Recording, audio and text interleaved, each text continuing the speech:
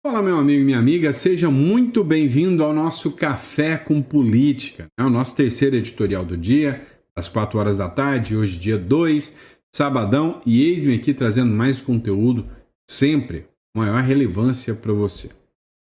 Vamos lá, pessoal, geralmente eu faço uma introdução, explico sobre tudo que eu vou fazer. Hoje é sábado e hoje não é um dia muito bom, né? Infelizmente, hoje é um dia triste. Logo pela manhã, né, eu recebi informação do falecimento do J.R. Guzzo, José Roberto Guzzo, para mim, sem sombra de dúvidas, um dos maiores jornalistas do Brasil, né? Corajoso, uma figura que não teve medo de enfrentar qualquer censura, qualquer autoritarismo, qualquer discurso contra ele, né? E não comprou esse discursinho mequetrefe da mídia mainstream, sempre foi um cara totalmente independente. Vítima de um infarto, morreu às 5 horas da manhã desse sábado. O jornalista José Roberto Dias Guzzo. Aos 82 anos, J.R. Guzzo, como assinava os textos que publicou, era o mais brilhante profissional do país, e eu tenho toda certeza disso, tá? Paulista da capital, Guzzo consagrou-se quando ocupando o cargo de diretor de redação da Veja. Comandou o crescimento da revista, que alcançaria a terceira tiragem do mundo, né? Um dos fundadores da Revista Oeste, integrante do conselho editorial de seu principal colunista, o melhor de todos nós, partiu depois de contribuir decisivamente para o sucesso da revista. Sem ele, a Oeste não seria o que é. Então, assim, hoje é um dia triste, vamos dizer até para a própria direita brasileira, né? Mas muito mais triste para a liberdade de expressão, muito mais triste para o jornalismo, muito mais triste para quem acredita, né? Que nós devemos ter o direito à liberdade, e ele sempre foi um defensor dessas pautas. Então, começamos hoje, né, com essa nota de pesar sobre um homem honrado, um jornalista brilhante, e que Deus o receba com toda a sua honra e toda a sua glória, assim como nós sempre, né, mencionamos o JR aqui, não deixaria de fazer a sua homenagem a este brilhante homem que serve de inspiração para mim, que no futuro, né, quem sabe eu possa chegar aos pés do J.R. Guzzo. Não sou jornalista, sou advogado, né, sou planejador de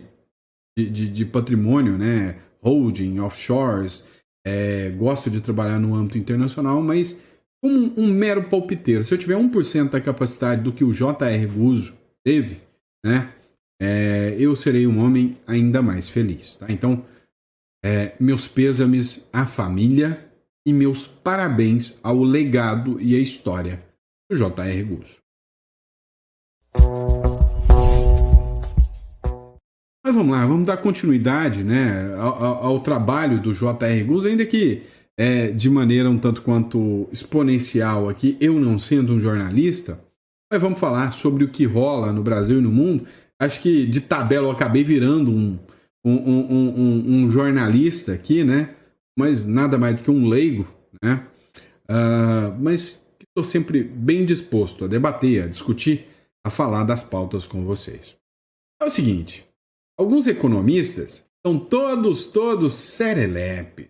O Lula, articulista brilhante, uma figura que pode ganhar as eleições em 2026, segundo alguns brilhantes economistas de esquerda, e aí brilhante e de esquerda não bate muito essas duas palavras, mas dizem que sim, e dizem que as tarifas do Donald Trump podem reduzir a inflação no Brasil e ajudar nas eleições. E isto é verdade em parte.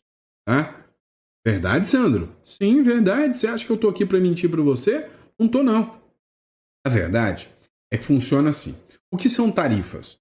Tarifas é imposto de importação e exportação. Né? Então, eu vou colocar uma tarifa sobre os produtos americanos.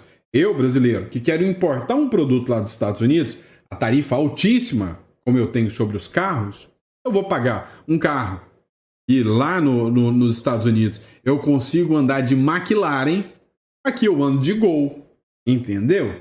É isso aí que é tarifa. E aí o que acontece? Os nossos produtos são bons. Não vão desfazer do nosso mercado, não, principalmente no agro. E aí o que acontece? A gente está num período de normalidade. E aí, o foda, desculpa a palavra, o sacana de ser investidor no Brasil é isso. Uma burrice de um presidente ferra com o seu negócio inteiro. Imagina, você, produtor de soja, olha que maravilha. Você preparou o solo, pegou o seu empréstimo, arou, produziu, plantou, esperou, cuidou, bancou tudo para que possa ter um momento da colheita, ir lá fazer toda a colheita, o que já custa caro demais, e depois remeter esse produto para os Estados Unidos. Olha que maravilha. Até que aparece um presidente que se alinha com tudo que há de pior, quer se pintar como o anti-americano, o anti-Trump, fala besteira o tempo inteiro e de repente, por causa dessas besteiras que esse sujeito fala, ainda bem que quem falava besteira era o Bozo, né? Que nunca aplicou, nunca recebeu sanções ao Brasil por causa disso, né? Você vai vender e na hora de vender descobre que vai custar 50% mais caro vender esta bodega para os gringos. E aí você tem duas opções: sentar, chorar ou tentar buscar novos mercados como um maluco ou tentar colocar isso no mercado interno. Então, você que fez uma projeção de vender uma saca de soja, sei lá, a $70, eu tô por fora de soja, eu não importo, nem exporto soja, tá? Meus lances, por enquanto, são outros, mas ainda quero mexer com commodities no Brasil. Mas vamos lá. Você vai exportar a saca. Você fez toda uma projeção que você ia ganhar $70, né, em cima da saca. Então, você pagou os seus funcionários com base naquilo. As horas de trabalho que você despendeu era com base naquilo. Aí, de repente, você presta atenção e fala: o cara que me comprar, ele vai me pressionar. Ele vai falar: olha, eu até te compro. Mas como o Trump, né, impôs 50% por culpa do seu presidente, eu não consigo pagar 50% mais. A saca que eu ia te pagar $50, eu não consigo te pagar agora $75. Eu não consigo revender aqui. Ali, ó, do lado tem a Argentina, que não tem um presidente burro, que não brigou com o Trump. Ele ainda me vende a $50. Só que ele não tem a produção toda. Você consegue me fazer isso aí a, sei lá, em vez de 75, faz a $60 pelo menos? Né? Ou então, vamos fazer o seguinte: $62,50. Você leva a metade e eu a metade, que eu ainda compro de você. Reduziu o meu lucro. Reduziu o meu lucro. E às vezes o cara de lá nem vai querer comprar porque a Argentina está vendendo. O que eu vou ter que fazer? Agora eu vou ter que vender aqui para o Brasil, que não estava esperando essa demanda. Vou ter que baixar o preço. Então, sim, vai reduzir o preço de todos os produtos a curtíssimo prazo. Até o estoque, até o que eu tenho pronto aqui, acabar. E a hora que esse estoque acabar, eu, que não sou burro nem nada, não vou mais investir aqui nessa bodega. Vou investir em produtos que eu não exportava para os Estados Unidos. Talvez vou investir em produtos que eu exportava para a China, sei lá. Ou vou até acabar com a minha produção mesmo. Vou pegar o meu rico dinheirinho que sobrou, o que eu consegui salvar, e vou mandar para dólar. Vou mandar para o Uruguai, vou mandar para o Paraguai, vou mandar até para os Estados Unidos. Mas nessa República das Bananas, eu não vou investir em nada. Então o que acontece? Eu produzia 1 milhão de sacas. De repente, eu não tenho para onde vender esse 1 milhão de sacas.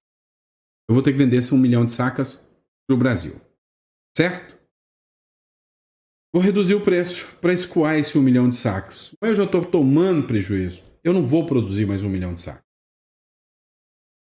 Vou tirar essa produção. De repente, ou o Lula cai, ou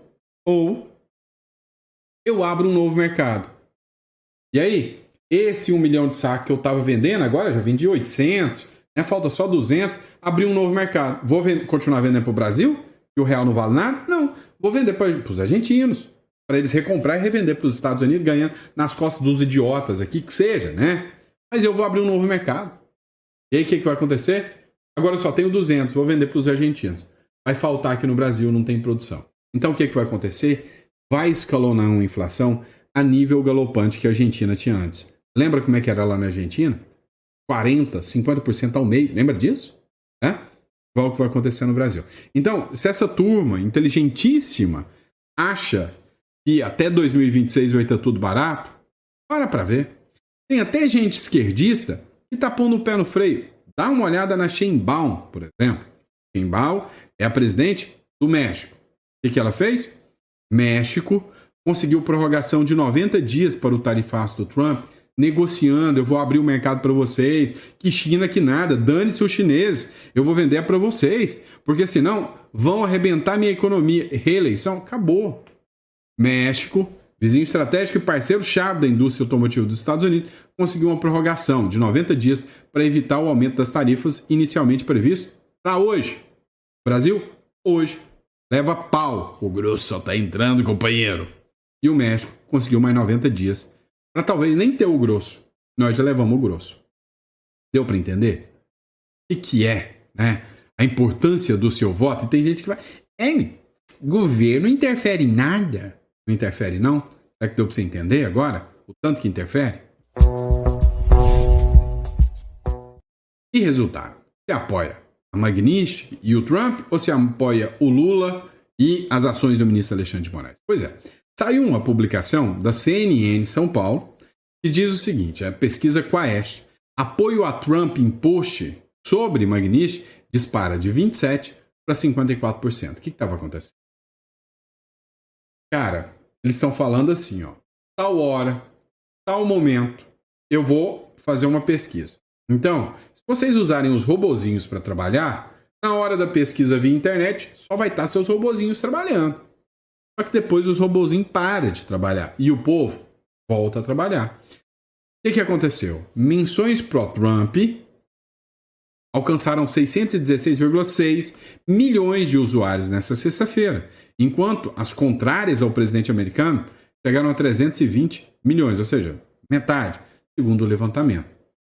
Pois é, parece que o jogo virou e não deu bom, não deu bom. No dia que os Estados Unidos sancionaram Moraes, foi registrado mais de 1,3 milhão de menções sobre o assunto em redes sociais e plataformas diversas. X, Reddit, Facebook. Nessa data, 60% das menções manifestavam críticas aos Estados Unidos e ao presidente Donald Trump, enquanto 28% era a favor, 12% era neutro. Um dia depois, na quinta, hora que os robôs pararam de trabalhar, 31 de julho, as menções caíram para 750 mil, mas a tendência é se manter, 62% de crítica e 27% de manifestação favorável. Porém, nessa sexta-feira, o cenário se inverteu, 54% das menções passaram a ser a favor da medida de Trump, enquanto 30% é só crítica, Ou seja, não adianta vir com papel. Na internet, a direita manja, a direita manda, o povo se manifesta. Matéria da revista Exame, o exílio digital da Lei Magnitsky. Sancionados perderam acesso a smartphone, e-mail e redes sociais, tudo aquilo que os comunas amam, mas dizem que odeiam, Casos emblemáticos revelam como norma norte-americana promove o bloqueio total de acesso a plataformas globais. A aplicação da Lei Magnitsky tem produzido um fenômeno inédito no século XXI, o exílio digital, um completo de autoridades sancionadas pelos Estados Unidos. Caso os documentos mostrem que a norma vai muito além do bloqueio financeiro tradicional, levando alguns alvos a serem excluídos praticamente de toda a infraestrutura tecnológica global. Matéria da revista Exame. Meu amigo, a pressão existente sobre os ministros do STF, sobre o próprio Alexandre de Moraes, é gigantesca. Gigantesca. Então, mais cedo ou mais tarde, é fato, O que se espera é que tenha um recuo por parte dos ministros. Agora, foi interessante um quesito aqui, Maurício Galante é um parlamentar norte-americano. Detalhe, ele é brasileiro. Ele participou ontem do programa Pânico. E no programa Pânico, né, ele que é de Arlington, Texas, parlamentar em Arlington, Texas, ele disse o seguinte, olha, há informações lá dos norte-americanos que o ministro Alexandre de Moraes pode ser incluso dentro até da lista da Interpol. Ontem, ou melhor, foi hoje de manhã, eu fiz um vídeo onde eu falei justamente sobre isso, por parte do Eduardo Bolsonaro, sobre as ações da Rumble e da Trump Media, que não poderia chegar a tal ponto, só se houvesse descumprimento.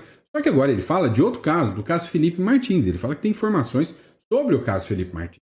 É aqui que eu quero que você dê uma olhadinha carinhosa, tá? Para entender como que isso aqui funciona. Segundo Maurício Galante, né, a Interpol vê no caso Felipe Martins possibilidade de ligações ao Supremo, né, a ministros. Dá uma olhada disso aqui. Você tem a questão que o Senado, que é o que deveria fazer, chegar à situação. Nossa situação é essa. Nós temos um juiz da Suprema Corte, nunca na história isso aconteceu, nunca antes na história desse país aconteceu de juiz da Suprema Corte estar sancionado internacionalmente. Daqui a pouco o nome vai estar na Interpol, porque tem lá a falsificação do documento lá do Felipe Martins. Isso aí também isso aí é uma treta mesmo. Vai chegar. Isso é uma treta. Aguardem, isso estou dizendo, aguardem. Se isso acontecer, qual é a moral que esse juiz tem para julgar coisas dentro do país? Você falou, Exato. A Suprema Corte é a coisa mais séria que existe. Então, sim, ele pode então dar a sentença e condenar o presidente Bolsonaro a 40 anos de prisão, 28, sei lá, quanto que eles querem. As pessoas vão aceitar, as instituições vão aceitar, então tá na hora do Senado falar assim, essa é a nossa chance. Porque se cair um juiz da Suprema Corte, o recado para os outros é o seguinte: saiu fora das 4 linhas, você é o próximo. E aí você tem essa quebra de medo, que não só o povo tem medo, mas os políticos têm medo de perder o cargo, porque o cara pode tirar de lá. Mas aí é só você juntar 60 senadores, ou 50 e tantos senadores, e falar no fim de semana no churrasco, vem cá, vamos tirar aquele cara ali? Mas aqui, olha, vou falar, aqui tá fraco. Esses caras estão se escondendo, esses caras estão... A gente não vê um falar. Não... Aí você tem Vamos lá, a gente não vê um senador falar, todos têm medo. Achei interessante o Olavo de Carvalho, ele dizia o seguinte, ele falou, olha, se eu fosse presidente, o que o presidente da Suprema Corte, né, o presidente do Brasil, ou o possível presidenciável deveria falar? Olha, vamos fazer o seguinte, o Brasil já é um país fodido, né? Vamos, perdão da palavra, mas vamos ser sinceros, né? O Brasil é um país lascado já, né? Corrupção, embranhada, aquela coisa esquisita. Imagina, um Tarcísio de Freitas, Tarcísio do asfalto, né? Chega lá, faz uma reunião com os senadores e fala o seguinte, olha, vou ser eleito. E sendo eleito, eu quero fazer uma proposta para vocês. Vocês, assim que eu for eleito, vão colocar para votação o impeachment dos ministros do Supremo Tribunal Federal. E aí, não vamos falar de gente da direita, não. Vamos falar de todo mundo que está lá dentro. Todo mundo está lá dentro. Vou falar o seguinte. Para a gente ter uma independência, eu vou colocar o impeachment, vou pedir para vocês pautarem o impeachment dos ministros do Supremo Tribunal Federal. Né? Todos que estão arrebentando o país. Concordam? Eles vão falar, pô, mas veja só. Se eu abrir o pedido de impeachment, eu tenho aquele processo, sabe? Aquela verba, assim. Não sei como apareceu na minha conta, foi sacanagem. Alguém colocou na minha conta só para me incriminar. 3 bilhões de reais. E eu recebi um monte de propina ali. Propina não. Um dinheiro ali que veio da fraude do INSS. Mas eu acho que foi o Bolsonaro que colocou na minha conta para me sacanear. Mas foi durante o governo Lula. Não, mas foi o Bolsonaro para me sacanear. Eu nunca tive nada a ver com esses 6 bilhões e meio que apareceu. Ou resumindo, você sabe que tem uma porrada lá de gente corrupta, envolvida nos piores mequetrefes. E que até hoje nunca deu em nada e nem vai dar em nada. Tô mentindo? Não. Então você chegar aí neles e falar, não, fica na paz. O STF não vai usar isso como arma contra vocês. O meu acordo é o seguinte. Vocês abrem o impeachment dos ministros do STF, eu vou dar uma anistia, né, uma anistia, uma lei, onde eu vou perdoar e zerar, aniquilar todos os processos que existem dentro do STF eu vou cancelar. Ou seja, nós vamos recomeçar sem vocês deverem nada para o STF, vocês tendo independência do STF e com um STF novo que também não devem favor nenhum para vocês que votaram nele. E aí nós vamos colocar uma nova regra, esses novos membros serão eleitos pelo povo, tudo novo. Mas vocês estão livre, leve, soltos, não corre o risco mais de vocês estarem na mão dos ministros do STF. Fechou? Pô, peraí, né? Até quem é do PT ia votar. Não, então quer dizer que vai apagar toda a corrupção que eu já fiz? Sim. Vamos começar do zero. Vamos passar uma borracha e começar do zero no Brasil, mas tirando juiz que faz isso aí. Vamos. Tava o impeachment? Não sei. É uma fala do Olavo de Carvalho, viu?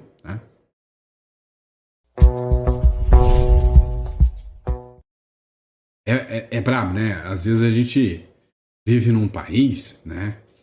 E igual períodos que já aconteceram, a gente tem que ficar atribuindo aos outros, né? Ah, não, fulano falou, para não ter o risco, tá? Vamos lá, vamos entender um negócio, tá? Principalmente, o melhor seja mandar para quem morreu já. Ele não vai te questionar. Vamos lá, vamos entender um negócio.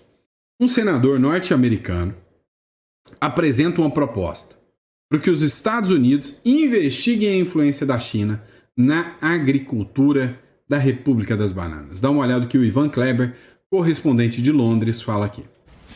Os Estados Unidos vão investigar a influência da China na agricultura do Brasil? A resposta é que provavelmente sim. O senador Tom Cotton, do Partido Republicano pelo estado do Arkansas, apresentou um projeto de lei que visa, entre várias coisas, o seguinte, abre aspas, uma avaliação que deve considerar o seguinte: a extensão em que o presidente Xi Jinping da China se envolveu ou dirigiu o envolvimento com a liderança brasileira em relação ao setor agrícola do Brasil, a extensão do envolvimento entre o governo da República Popular da China e o setor agrícola do Brasil, as intenções estratégicas do compromisso ou direção do presidente Xi, se houver, para investir no setor agrícola do Brasil, entre outras.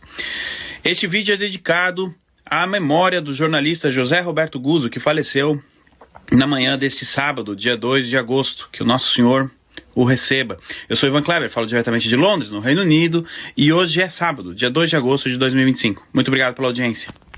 Vocês entenderam isso aqui, né? O Donald Trump está indo para novos segmentos, para novos setores e para uma nova investida. Ele está observando agora, né, a questão de observar no Brasil que o agro, que é o motor econômico brasileiro, pode estar recebendo alta influência da China. O Brasil, né, assim, ele está entrando num colapso moral tão grande que os americanos não estão muito dispostos a ter muita paciência com a gente, não.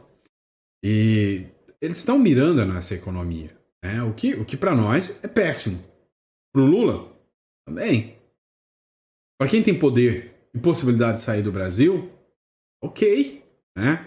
Mas tem um monte de gente que não pode. Eu posso. Você pode. Você quer? Eu não quero. Não quero deixar o meu país, né? Então, hoje, eu juntei o útil ao agradável. Eu fiz aquele negócio, né? Te jogaram limões, e foi uma limonada. Então, eu precisei ter uma residência fora, eu vi como funcionava, eu estudei a legislação daquele país, montei um escritório lá e hoje eu tenho parte da minha renda lá do Uruguai. Entenderam? Então, assim, se eu estou aqui no Brasil ou eu estou lá no Uruguai, né? Para mim é tranquilo. Aí lascou o Brasil quebrou, beleza, eu tenho minha renda lá do Uruguai. Meus escritórios estão funcionando, funcionários lá no Uruguai, tá tudo bem. Tá? E quem não pode? E quem não tem essa condição? E quem investiu todas as suas fichas, donos de supermercados, donos de empresa aqui no Brasil, e a economia estagna para você importar. Imagina, você aí que mexe com ar-condicionado de repente, né? Você poder importar um ar-condicionado por causa de embargos e tudo isso, o ar-condicionado passa a custar o dobro. Vai dar ruim, não vai? Pois é. E Brasil? Olha, você lembra daquele negócio de ninguém segura, ninguém solta a mão de ninguém? Lembra disso? Ó, o Kobayashi, que é um jornalista lá da Jovem Pan, ele fez uma análise. O Lula, né, ouviu do Donald Trump e falou, não, o Lula quer conversar? Manda me ligar. O Trump abriu espaço, cara.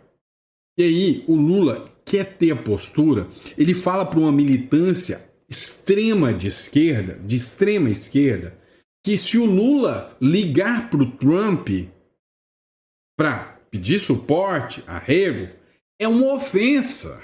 Entende? Então ele vai perder voto da militância radicalizada de extrema esquerda dele.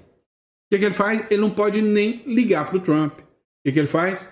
Joga a bomba, o rabo de foguete, na mão do Alckmin, né? E aí, coitado do Alckmin. Cara, que fim político do Alckmin, porque não se elege para nada mais não. Que fim político que o Alckmin, né? Um cara que tinha até uma trajetória política na vida dele, que fim que ele terminou, né? Que humilhação que ele deve sentir de ser vice do governo Lula. Esse governo que causa tanto caos. Dá uma olhada aqui que o Kobayashi falou aqui. É nesse caminho. Boa noite, Caniato. Boa noite ao Dávila, ao Beraldo, a todos que nos acompanham aqui nos Pingos nos Is. Sempre um prazer estar com vocês. Em relação a esta possível ligação entre Lula e Trump, qualquer assunto pode ser assunto em se tratando do presidente americano, principalmente. É claro que o presidente Lula já tinha dado aquele aceno de que poderia falar com o presidente americano desde que limitado o assunto às questões comerciais. Interessantemente, nesse sentido, a intenção do presidente Lula, quando em todas as outras ocasiões em que ele tem a oportunidade de falar a respeito do presidente americano, ele não se limita a questões comerciais.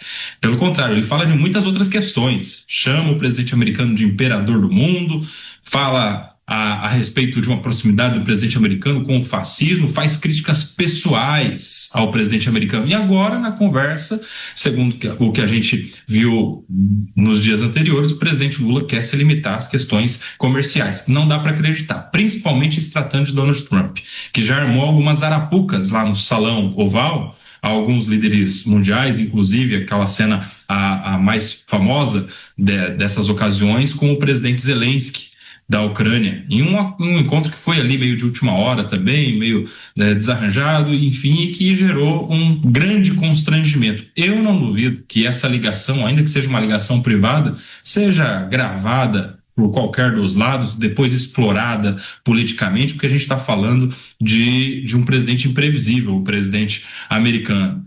E aí vai caber agora ao presidente brasileiro saber como lidar com isso. Porque a reação do presidente, do chefe de Estado, foi tão firme de que ia retaliar, de que ninguém manda aqui no Brasil, de que não tem conversa, e de que o Brasil é quase que do mesmo tamanho dos Estados Unidos e que não tem viralatismo por aqui, enfim. Como é que vai sentar agora para negociar e fazer um acordo? Tentar evitar agora essas empresas que não entraram naquelas 700 exceções. Vai ser uma conversa muito interessante. Eu acho mesmo que o Lula vai terceirizar, delegar esta ligação para o Geraldo Alckmin. Que daí, se tiver Arapuca, já fica com o vice, ele não se vê numa situação de constrangimento. É uma vergonha, né? Cá entre nós, é uma vergonha, assim, sem precedentes, né? É uma coisa, assim, deplorável, né? O nível da política externa brasileira. E ainda tem gente que acha que isso é bom para o Brasil, né? É igual a Miriam Leitão. Veja como isso é bom, né? Veja como isso é bom. O Brasil é uma vergonha. Como isso é bom, né? E não é bom. É uma vergonha. É simples assim. É uma vergonha, né? Não tenho o que falar, tá? Mas é isso, pessoal. Ó, obrigado pelo apoio, pela compreensão, pela confiança de vocês em estar aqui acompanhando nosso canal. Ó, dia de sábado vocês têm que acostumar comigo. Eu vou devagando um pouco mais. Inclusive, eu vou ter que pedir um favor para vocês. Vocês que me acompanham já há muito tempo, tá? E aí eu só quero saber se vocês concordam, tá? Se não concordar, a gente dá nossos pulos. Há 5 anos, né? Eu gravo todos os conteúdos para vocês, de segunda a sábado. De segunda a segunda, né? Domingo também, 4 vídeos por dia. Já tem 4 anos que é assim. Mas eu tô cansando, tá? E aí já tá começando a bater aquela vibe da necessidade de idosar mais um pouquinho, sabe? De ter uma folgazinha, sair com a família. Eu concilio tudo isso, mas eu quero um full time mais aos finais de semana. Então eu pensei em 2 possibilidades, né? A primeira é não produzir conteúdo no sábado e no domingo, Tá? Eu sei que muitos de vocês gostam. E a segunda, eu tenho um projeto, tá? E já investi uma grana, né, nesse projeto de estrutura. Nós vamos construir um jornal para vocês. Uma espécie de uma revista Oeste, uma Jovem Pan, uma Gazeta do Povo para vocês, né? Com toda a estrutura, com pessoas. E aí trazer gente para me auxiliar, para produzir os conteúdos, gente que pensa como a gente, tá? Para me dar esse suporte aos finais de semana, tá? E aí eu queria saber, porque isso aqui é produzido para vocês. Se vocês me entendem nesse ponto, vocês concordam comigo, tá? E aí, é óbvio, né? Eu não consigo ficar sem vocês, mas assim, eu reduziria, faria um editorial no sábado ou no domingo, para não ficar sem conteúdo, né? Um resumão da tarde, né? Com as principais, talvez com um tempo a mais, 1 hora, uma live de 1 hora no domingo, sei lá, para poder fazer esse conteúdo com vocês, mas trazer gente da equipe que eu estou formando. Eu já estou com um pessoal aqui, tá? Estou com um economista que está me ajudando, tá? É muito bom, ele trabalha comigo na questão dos negócios internacionais. Estou com uma galera aqui que está comigo e que gosta de política, pensa como a gente, talvez trazer e começar com vocês. Aí é com vocês, tá? Eu gosto de jogar limpo demais e transparente com vocês sabem disso. E aí, queria saber o apoio de vocês. O que vocês acham sobre isso? Fechou? Obrigado, pessoal. Fiquem com Deus. Até o próximo editorial. Provavelmente amanhã, tá? Provavelmente amanhã.